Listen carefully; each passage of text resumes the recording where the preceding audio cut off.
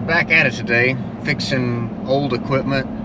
They're not necessarily old, but equipment that's just been left sitting, which is not good on anything. Even if you winterize it and set it up for storage, still not good on combustion engines to sit and not be ran. So here we go.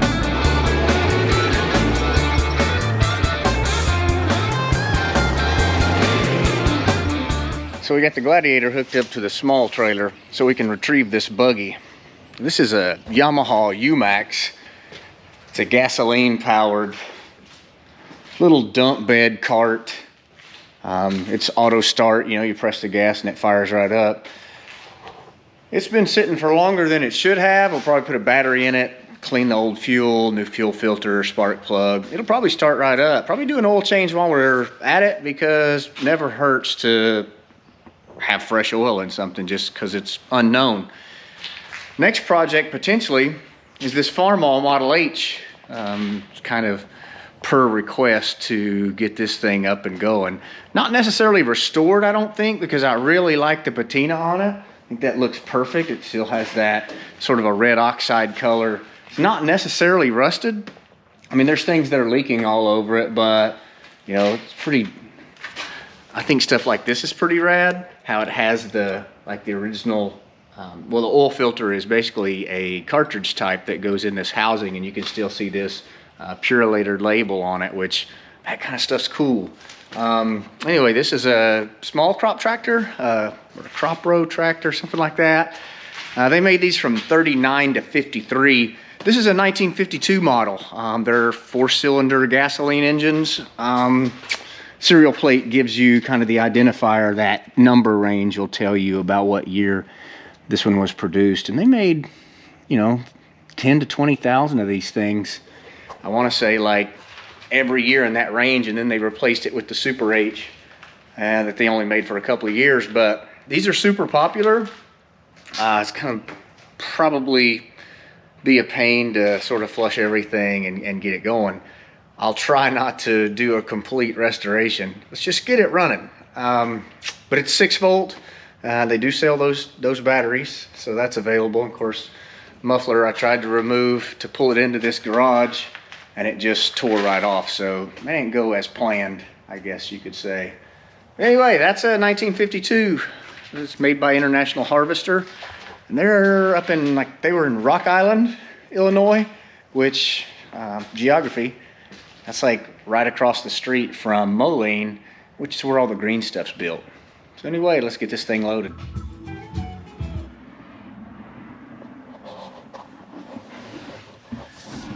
Well, that wasn't anything that had come along and a chain wouldn't solve.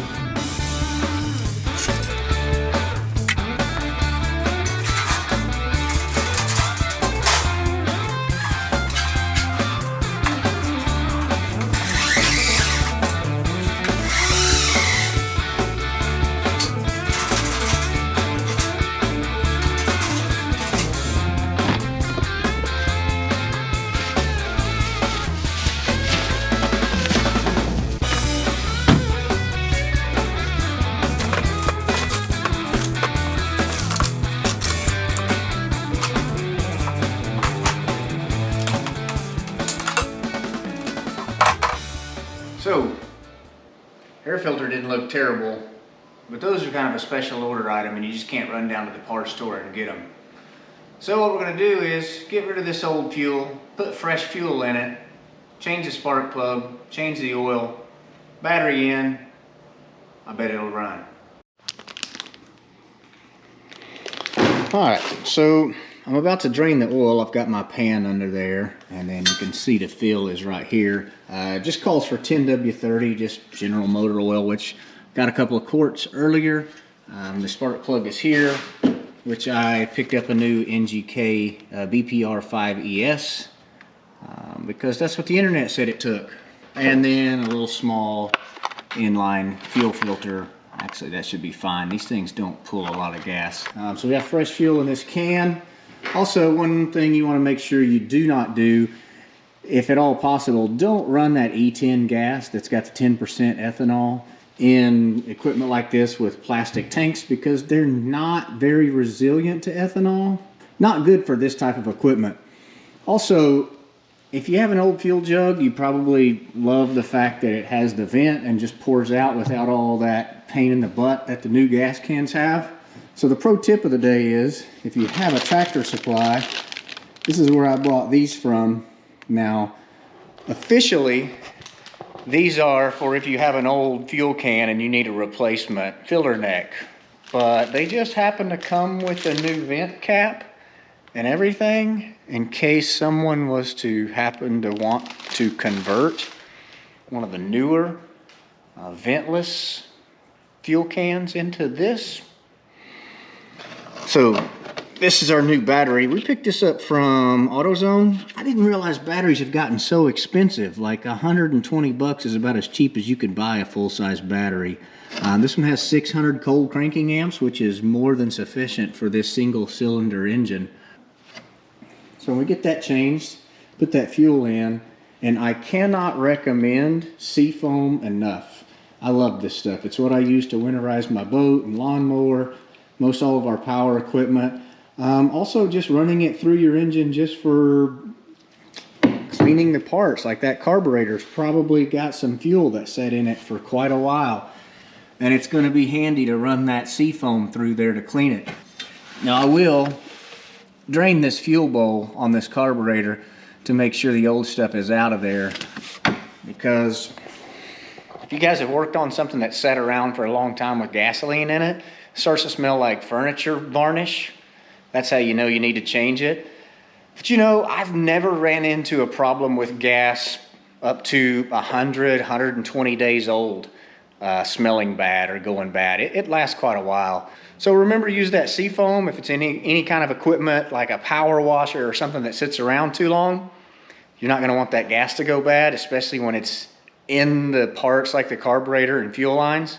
It's different when you just have to empty the tank, but it's kind of a pain in the butt to get it out of everything else. So treat your fuel.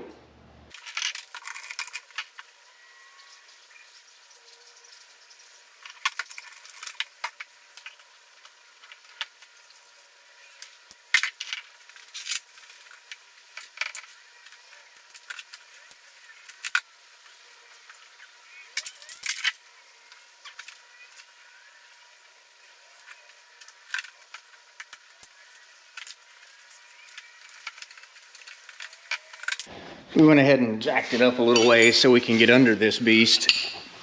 And most of these power sports equipment, anything that has a skid plate like this, will have an opening for the drain, so you're not searching everywhere for it in that dark madness. And this guy has it right there. Now that takes a 17 milliskeeter, which is a pretty good size wrench for something like this. Yep, 17. So yeah, get that loose. All right, that was plenty tight. Get our drain pan close at hand. Chances are this oil will drain out all over the sides of this skid plate. It's never nice and easy. Unless I say it's never nice and easy.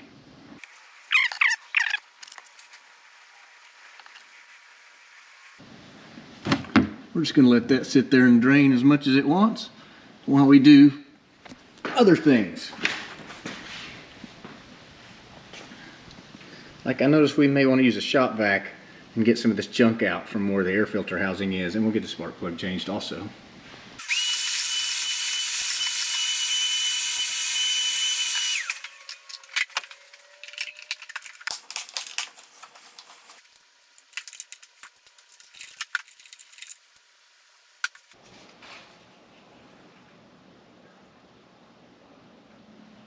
Little dab will do you on the anti-seize.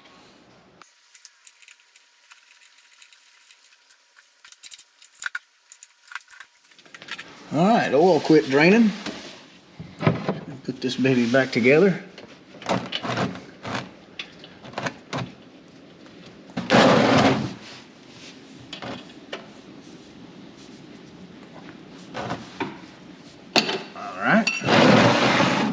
no mess. One thing I thought was kind of cool, even though the key is off, the low oil warning light is on. So that's kind of a handy feature that Yamaha built in, because even if someone gets in this cart and is not paying attention while the engine's running, the key doesn't even have to be on it or in order for that warning light to come on.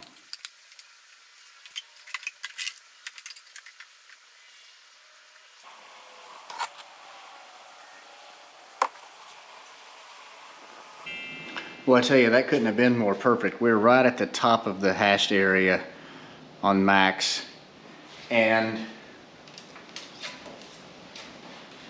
that was just exactly what I had left in this gallon and this quart. So I'm gonna put her back down on the ground, cross our fingers, and see if she drives.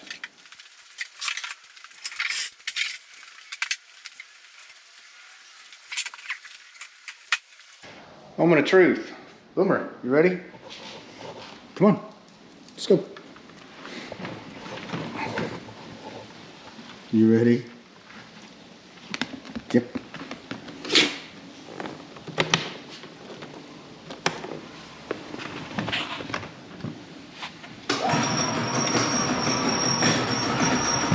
Little choke. And we're off. Woo, Boomer, we did it. Not that I'm surprised, but it was fun to do. Appreciate you guys watching. That's it and that's all. Till next time, we'll see you later, y'all.